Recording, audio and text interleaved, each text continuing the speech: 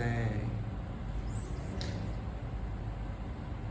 I just wanted to start out by expressing my gratitude to Reverend Brenda for inviting me to speak, and also for Unity in general. I've spoken now at so many different unities. It seems to be the one place where everyone is so open-minded, willing to hear sort of more radical spiritual teachings, which I love that, because mine are very, very woo-woo.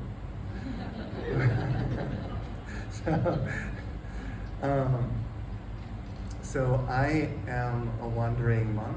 I have been traveling the United States and Canada now for 12 years, sharing these teachings with groups all over Canada and the U.S.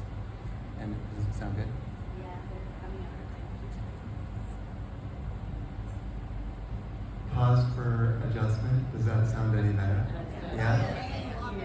Oh, that's good. And so I'll tell you just briefly the story of how I got to be where I am now. So back in 2008, I went to a spiritual retreat in New York City, funny enough, of all places, and met my teacher, Swami Prana. You can see his picture right there. We lit a little candle for him and added some flowers. And in that retreat, I was captivated. I'd been saint chasing for a long time. And when I came across him, I was very much stunned. Even before he came into the room, I was in tears. I felt a love just so immense that I could barely handle it. And even now, I can barely handle it. And so at the beginning, he's a yogi from the high Himalayas. If anyone knows where Rishikesh is, anyone been to Rishikesh? Yes, one person has. Yeah, and so sometimes I'll go visit him in retreats there. And so he had been wandering through the jungles of the Himalayas for decades, and finally decided to go out into the so-called real world and start sharing, and that's kind of how I met him in New York.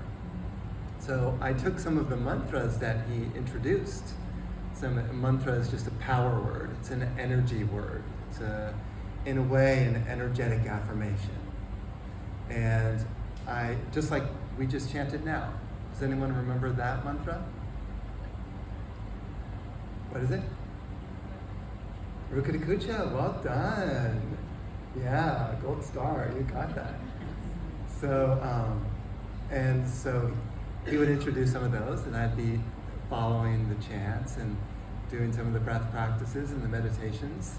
And slowly but surely, Brian started to change and shift into another person, started to connect into spiritual energy and feel more expanded, more meditative. And then in 2012, I had a darshan with him. A darshan is a meeting with a holy being, and it was a 3-minute meeting. And in this meeting, he said to me, Brian, now it's time for you to renounce your old life and set out on the road and share satsang with people. Satsang is what we'll be doing at noon today.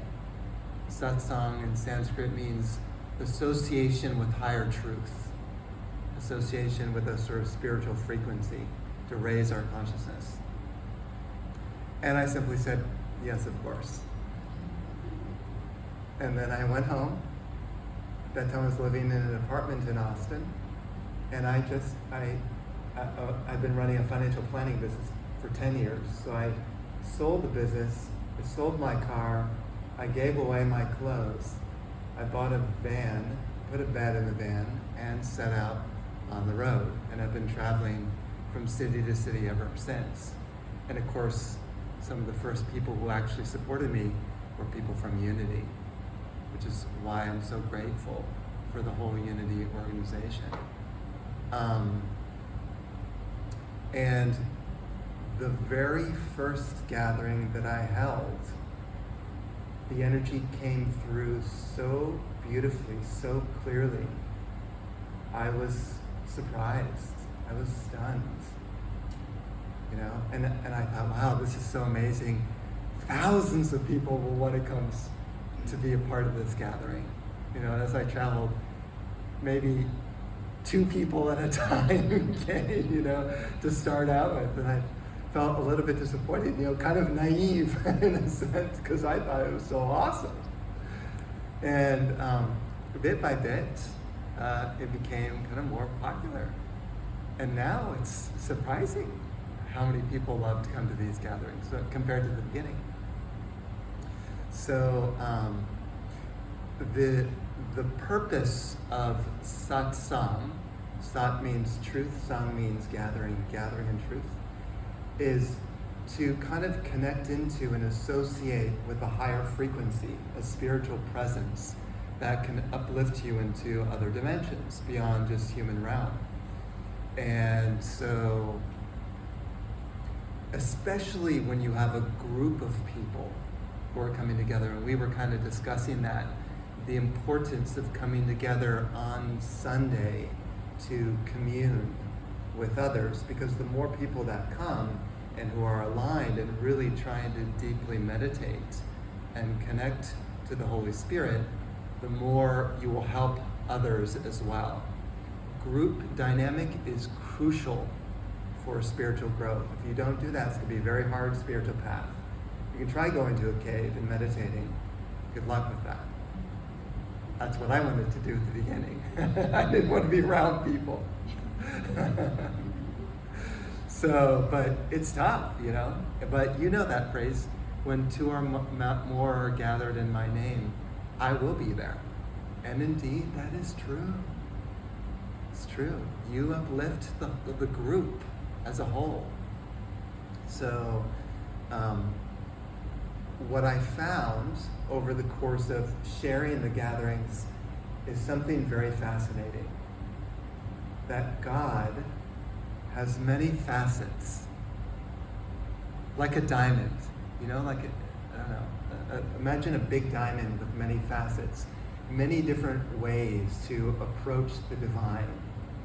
So when someone says, "Oh, my religion is the best, mine is the best," it's the way. Well, that person is right, and they're wrong. Both, they're right and they're wrong, because this other religion and this other tradition is just another facet of the diamond, pointing to the one, and you can follow that all the way to your essence. So many different pathways. And supposedly there are actually 330 million gods and goddesses, divine beings, different energies that point to your essence. So you have a choice of 330 million paths. That's a lot. Not just one singular deity, one singular master. And one way I kind of joke about this, but God cannot be so limited as just to have one person representing everything. It just doesn't work like that. God is unlimited, endless pathways. So there's a beauty around that. Then you get to choose what your favorite path is and follow it. And the key is your passion. How much do you want to find your own soul? That's what I found. Anyone, and I'll tell you, the great saints who have achieved enlightenment, the difference between them and a normal person is they really fell in love with God and started to sort of direct all their thoughts and actions and words towards their beloved. That was really their only concern with life. We, in normal society, tend to focus more on worldly things. And so what you focus on is what you get. You ever heard of that movie, The Secret? Very similar to that idea. Whatever you meditate on is what you attract into your life. That makes a lot of sense. People who are meditating on a Lamborghini, maybe like a nice red one, you think about that enough, you will get it. It will come to you. But, I suppose you could say a saint has sort of tried everything. Has experienced all the delights and sweetness of the world, and then said, what am I doing? What's next? I've enjoyed the world. What's beyond this world? What created this world? It's a very exciting question. What created the delight that I am experiencing? What created the perfect food? I don't know, maybe it's like a Krispy Kreme donut or something. What created that donut? That's the contemplation to go to the next level. So that's kind of the saint who becomes obsessed with finding truth itself. And then everything becomes aligned with that. It no longer is a hobby where you come on Sundays and think about God and then you go home and watch the football game. When you go home, you also sit in meditation and you chant your mantra, or you do your breath work, or you read your book about a saint. You keep going. And then on Monday morning, you get up, first thing you do, you go to your altar. You bow before your altar and all the deities. I have must be at least 30 deities that I have. It's a joke because I travel from place to place, and wherever I go, I set up my altar. So, and if you've got 30 deities and you've got different pictures and statues and things like that, Jesus and Mother Mary, and it takes quite a while just to set up the altar itself, and then to acknowledge all of them. So it's a big practice. And each time you acknowledge that deity, that master, that saint, you invoke their presence within you and within the room. Very, very powerful practice. First thing you do in the morning. Then go out and do your day. And those deities will flow with you and bless you on all of your activities.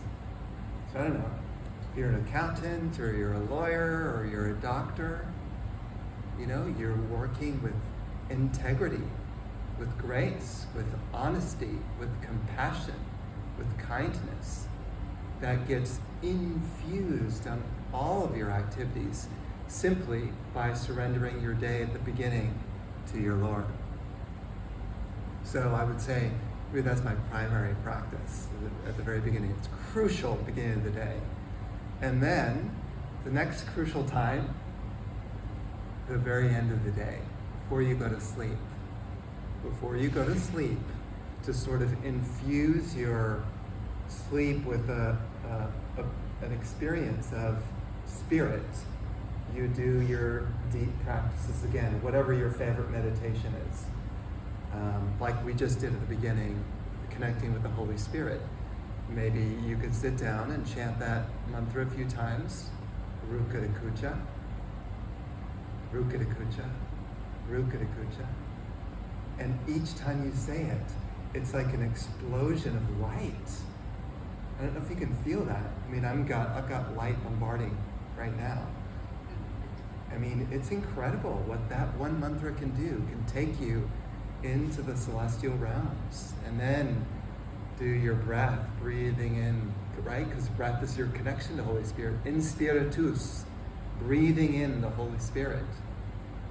The deep breathing. And then it goes even deeper in your system. And then you fall into a more profound meditation. And suddenly the world disappears.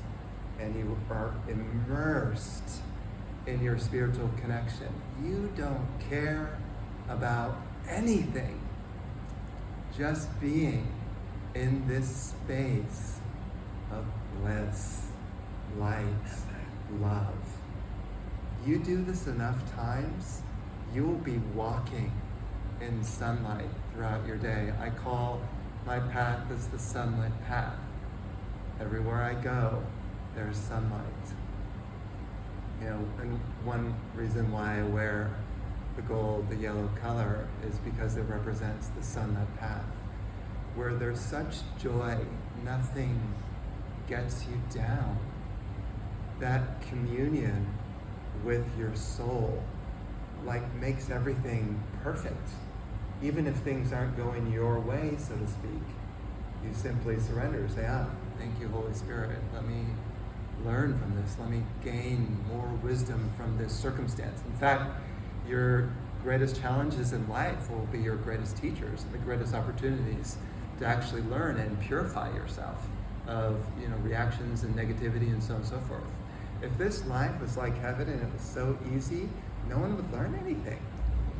You think when you go to heaven and everything's awesome and blissful that you're going to learn much? Not much. Not much.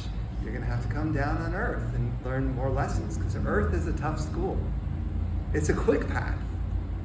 We're brave warriors come down into this world. Brave warriors, each person, brave that you chose these bodies to come down, because you can ascend into spirit so quickly through these difficulties. So being sort of grateful to incarnate into the world in a human body. Not only that, but you could have gone through many other bodies in previous lifetimes, a fox, a hare, squirrel, rabbit, whatever it is, and not really had the intellect or the higher intelligence to contemplate on divinity, like you were saying, this contemplation. A squirrel doesn't contemplate, wow, the whole world is made of nuts. A squirrel doesn't do that. He just instinctively goes after nuts and eats. That's what an animal does. We don't have to be instinctual like that. We can be very sort of imagining, what if there really is one infinite light, and what the senses are picking up actually is a kind of dream, that we're living in a dream of separation. And once you can kind of go beyond the mind into the infinite light, then you're free. And there is the realization of true unity. It's the purpose of coming here, to have that direct knowing, not just a philosophical idea, although the contemplation can help you to get there, because it can break the barriers of your mind. As each barrier falls away, more and more, it literally feels like there's no difference between me and you and the chair and the air and the lights. You don't feel a difference. You start to merge. And that is the mystical path. Mystical, magical, mysterious. You can't understand it. It's beyond your mind. Nothing you've ever learned in this life or any book that you have read is it. When you drop everything you've learned and all your books and all your classes, all of your experiences, everything you have ever known, when you place that on the floor, surrender it and say, I know nothing. Now you're getting somewhere. So if you decide to come to satsang today at noon, be prepared to unlearn. To come to learn nothing. Just to be in presence, to meditate on that, to go deep within, to discover your own soul.